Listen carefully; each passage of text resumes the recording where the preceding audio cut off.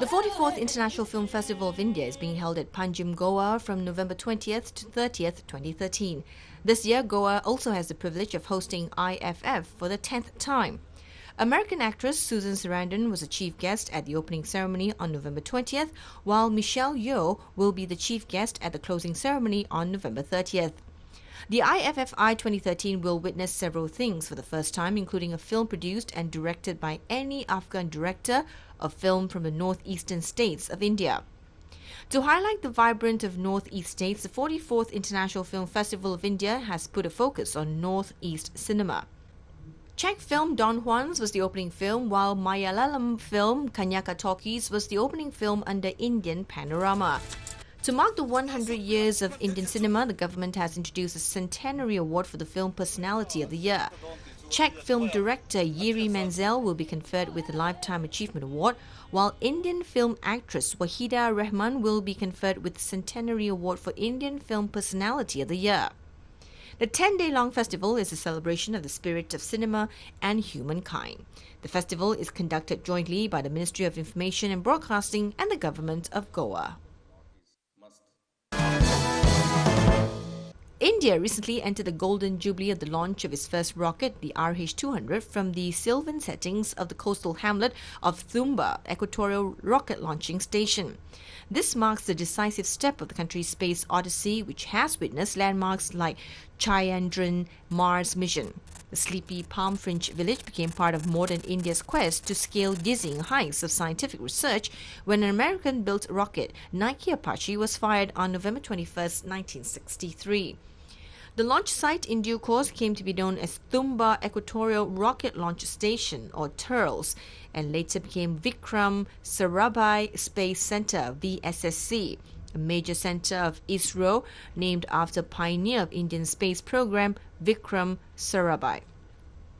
It was Sarabhai who gathered a team of young scientists and engineers for the mission and sent them to the US for hands-on training in sounding rockets.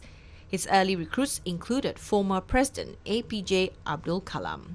According to scientists, Thumba was identified for locating the launch station as the magnetic equator passes through South Kerala, making it an ideal spot for the launch. The Union government took the first step in its space program in August 1961 by entrusting the Department of Atomic Energy with the task of conducting space research and peaceful uses of outer space. In 1962, a National Committee on Space Research was formed under the chairmanship of Sarabhai for carrying on the mission, and the next year, on November 21st, the first sounding rocket, a US-built Nike Apache, was launched from Thumba. The launch facility was prepared by shifting several fishermen families from Thumba to an adjacent coastal stretch, with then Catholic bishop playing a vital role in persuading the villagers. A church in the locality has been retained as such and later converted into a space museum. The national seal called Huangzhe Jibo, or Seal of the Emperor, was used by King Gojong in 1897 and is represented by a dragon-shaped handle. Measuring 9.7 centimeters in length, this seal was made of jade and represented the king's wish for national independence. Another seal, called the Sugang Te Wang Jebo, or the Royal Seal of ex-Emperor Sugang, was made in 1907 to commemorate a royal ritual. The turtle-shaped Yuseo Jibo and the Junyong Jibo were seals used by the Joseon royal family, also have a high value as cultural assets. The 9 national seals of the Joseon royal court and the Korean Empire was taken illicitly from Deoksu Palace by American soldiers during the Korean War. They were recently found in San Diego and seized by the U.S. Department of Homeland Security. Namsangbum Cultural Heritage Administration said the U.S. investigators asked them to confirm the artifacts. They did so and asked the U.S. authorities to seize and examine them. It will probably take the U.S. authorities at least 4 months to confiscate the artifacts and will likely be returned to their home country next year in June at the earliest. Back in September, the Cultural Heritage Administration was able to bring back the Hojo Taewang Won currency printing plate. The administration plans to bolster cooperation with authorities to obtain all the antiquities that were illegally obtained by American soldiers during the Korean War. An illumination display is bringing a warm glow to the evening chill in northern city of Sapporo, Hokkaido. A light-up ceremony was held recently at Odori Park in Sapporo. The electricity used at the park is all produced by biodiesel fuel. Plastic boxes are set up during the illumination season to collect used cooking oil from households. Hokkaido is required to save more than 6% of its electricity this winter, and officials are choosing ways to meet the requirement. The illuminations at the park will continue until December 25th and the middle of February in other spots. The government recently announced the Cenopath in Central and the Bethany in Pok Fu Lam, Hong Kong will be declared monuments. May their martyred souls be immortal and their noble spirits endure. The two lines of Chinese writing engraved on the cenotaph in Central commemorate those who lost their lives in war. The Hong Kong landmark was unveiled in 1923 by then-Governor Sir Edward Stubbs to commemorate those who died in World War I. More days were added to remember those who died during the Second World War. In the 1980s, the two lines of Chinese writing were added. A ceremony is held every year at the cenotaph to remember those who fell in battle.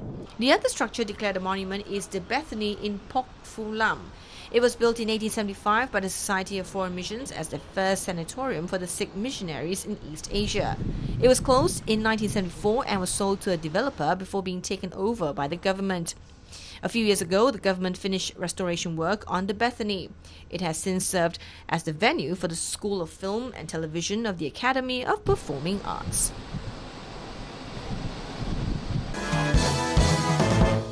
A type of migratory bird, the yellow-breasted bunting, is becoming dangerously rare, and the Hong Kong Birdwatching Society is calling on members of the public to stop snacking on them. This little bird may look like a sparrow, but it is actually a yellow-breasted bunting. These migratory birds fly to southern China in the winter, but its numbers have been dwindling over the past decade. In the 1990s, there were hundreds of them recorded in Hong Kong, but in recent years, our visitor count has plunged to just dozens. It turns out our feathered friend may be a little too tasty for its own good. Even though the mainland has already listed the yellow-breasted bunting as a protected species, it hasn't stopped them from becoming roasted game meat for the local people. Almost all of the restaurants are selling wild birds. And it is not only for the yellow-breasted bunting, but also other birds, whichever you can name. But sometimes people go eat in a secret way, so you cannot monitor how much of the population are eating the birds in mainland China. The society said it is rare to see the bird being sold in Hong Kong as food, but illegal catching is rife across the border. Rapid development on the mainland has also contributed to the bird's decline because there are fewer places for them to nest now. The bird is now listed as a vulnerable species, just one step away from becoming endangered. In some of its known breeding places, such as Finland, there has been no record of their offspring in the past 3 years. The society said it hopes Hong Kong's bird-watching culture can become a positive influence on everyone so that they will learn to appreciate them rather than eat them. China completed the test over its first deep-sea mobile workstation last week in Wuxi of East China's Jiangsu province. The test of the workstation, developed by No. 702 Research Institute under the China Shipbuilding Industry Corporation, began at about 10 in the morning, lasting about 2 hours. The test was carried out in a wading pool, mainly to test the maneuvering ability and structural performance of the mobile workstation dubbed the Long Gong or Dragon Palace. The workstation, which could stop in stable condition in the pool, performed quite well during the test, according to researchers. The experiment on the current deep-sea mobile station is just China's first step to develop deep-sea workstation in the future, said researchers. The workstation can work longer and in wider space undersea, and it will be equipped with various kinds of robots, which will help carry out deep-sea experiments. Iran's team finished fourth among the world volleyball giants in the FIVB World Grand Champions Cup recently.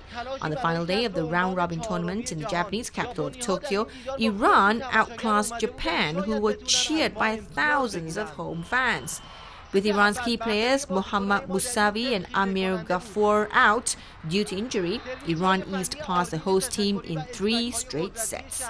Meanwhile, the technical committee picked Iran's Farhad Zarif as the best libero of the tournament on the day he announced retirement from the national team. Brazil, Russia and Italy stood top on the podium.